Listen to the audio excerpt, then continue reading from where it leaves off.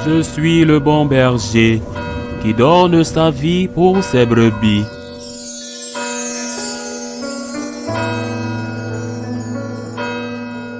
En ce temps-là, lorsque Jésus eut achevé de faire entendre au peuple toutes ces paroles, il entra dans Capharnaüm.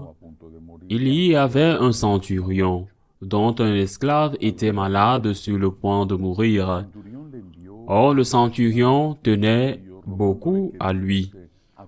Ayant entendu parler de Jésus, il lui envoya des notables juifs pour lui demander de venir sauver son esclave.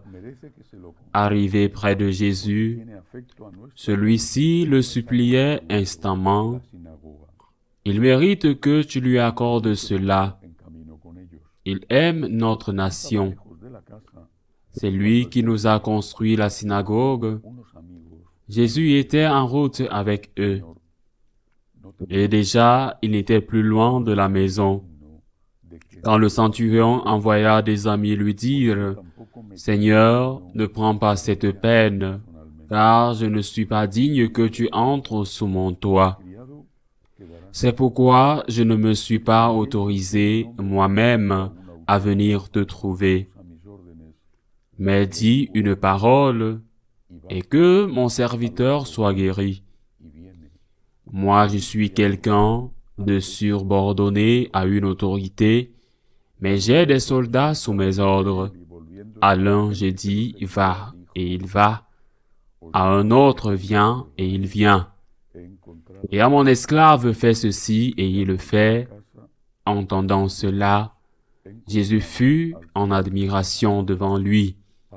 Il se retourna et dit à la foule qui le suivait, « Je vous le déclare, même en Israël, je n'ai pas trouvé une telle foi. » Revenu à la maison, les envoyés trouvèrent l'esclave en bonne santé.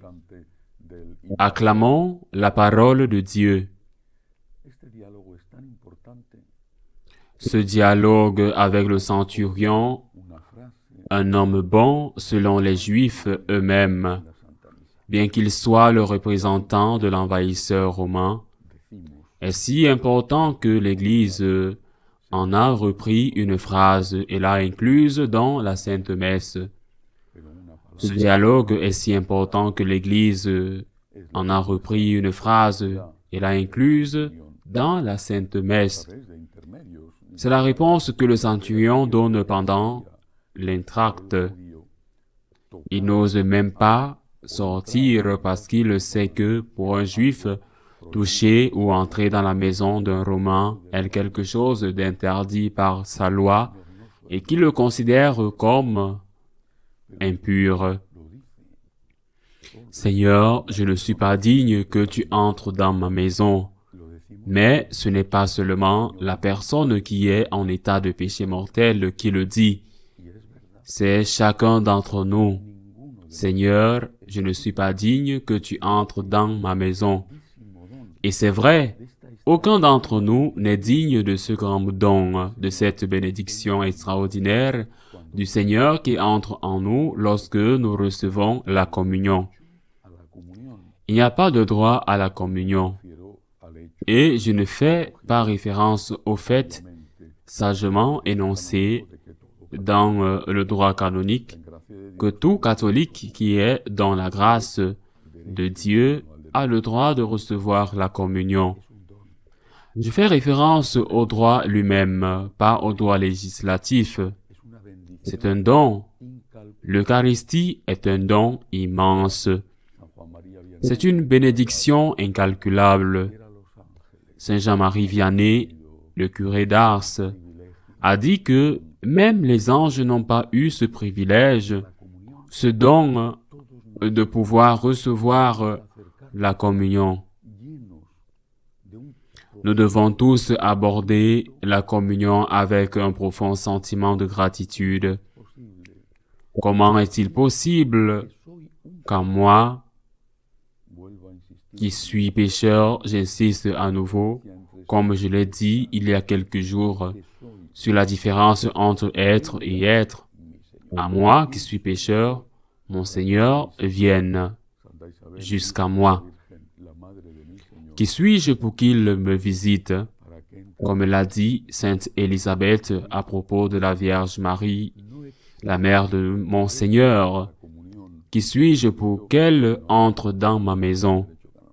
Mon Seigneur, je n'en suis pas digne. Il n'y a pas de droit à la communion. Je le répète, je ne parle pas du point de vue du droit canonique, c'est un don que Dieu nous fait. L'Eucharistie, disait le bienheureux Carlo Acutis, est le chemin du ciel, est le plus grand don que le Seigneur nous fait.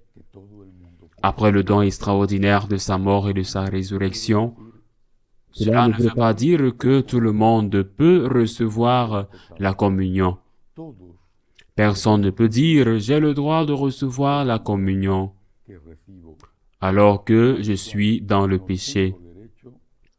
Nous devons tous dire « c'est un don que je reçois et auquel je n'ai aucun droit, mais auquel je peux accéder si je suis en état de grâce. » Le Seigneur veut entrer dans notre maison, la maison de nous tous, de tous les catholiques.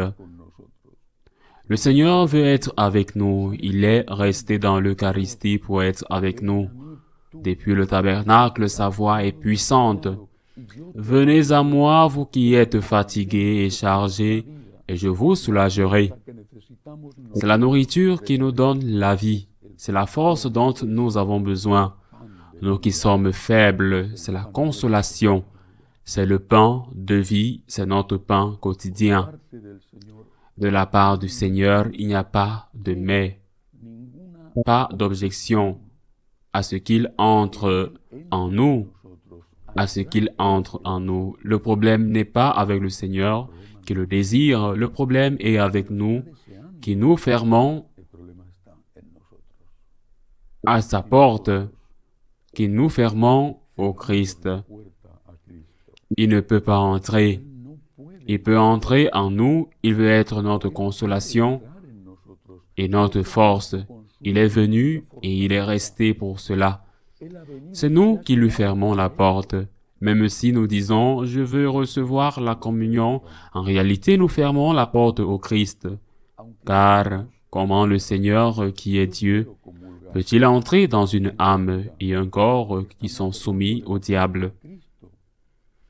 Et on est soumis aux démons quand on est en état de péché mortel, c'est-à-dire quand on a rompu sa relation avec Dieu, consciemment, volontairement, par une faute grave, ou se soumettre à la tentation du démon. Le Christ veut entrer dans votre maison. Le Christ est resté dans l'Eucharistie pour être ta consolation, ta force, ton aide, ton repos. Le Christ veut entrer dans ta maison. L'Eucharistie est l'autoroute du ciel. Laisse-toi sauver, laisse-toi aider, laisse-toi consoler par Jésus. Le Seigneur le veut. Il suffit de dire, comme le centurion, « Seigneur, je ne suis pas digne, personne n'est digne, mais dans mon cas, si tu es dans le péché, il te suffit de dire, « Seigneur, je suis pécheur, pardonne-moi » et de te confesser. Nous ne comprendrons jamais assez, nous n'apprécions ou n'apprécierons jamais assez, et nous ne serons jamais assez reconnaissants pour le grand don qu'est non seulement l'Eucharistie, mais aussi la confession. Le Seigneur, dans son amour infini, s'est non seulement fait homme et est mort sur la croix, nous a enseigné sa merveilleuse doctrine, mais nous a laissé le sacrement de la consolation, le sacrement de la confession, par lequel nos péchés sont pardonnés, après, bien sûr, la tristesse du cœur, la résolution de s'amender. En racontant nos péchés au confesseur, le sacrement de la confession est le sacrement de l'Eucharistie. Nous n'avons aucun droit à l'Eucharistie. C'est un don, une bénédiction. Mais pour pouvoir accueillir le Seigneur en nous comme il se doit, il nous suffit de lui dire, « Seigneur, je suis pécheur, pardonne-moi. Mon Dieu, pardonne-moi mes péchés. » Et de lui dire, le lui dire aussi par l'intermédiaire du prêtre. Ainsi soit-il.